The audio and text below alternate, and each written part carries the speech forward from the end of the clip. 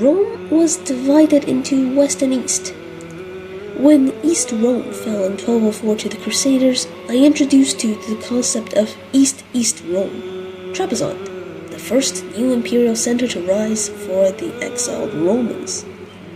So likewise I must show you the concept of the East East Goths, the Crimean Goths.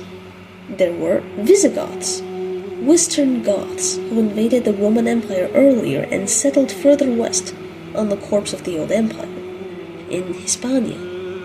Then there were Ostrogoths, the Eastern Goths, who lived further east in the old Gothic homeland and fell under the Hunnic Empire, so they settled on Roman territory fairly late, under their king Theoderic the Amal, who was sent to save Italy from Odoacer by Eastern Roman Emperor Zeno.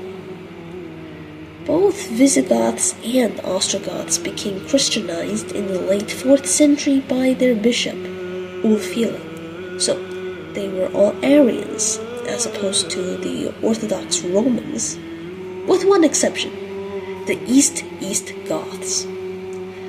Among Ostrogoths, some settled in the Crimean peninsula by the 3rd century already, and didn't migrate further like fellow Eastern Goths.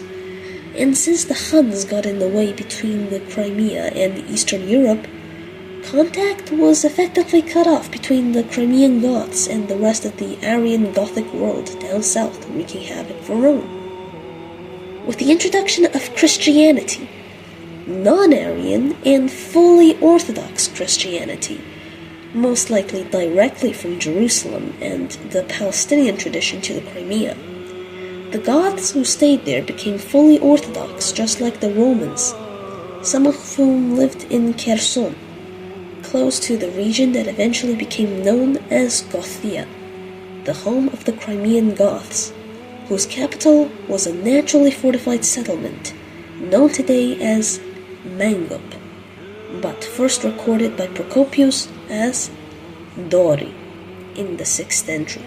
One of the many variants of the Gothic stronghold we would call Theodoro was known as.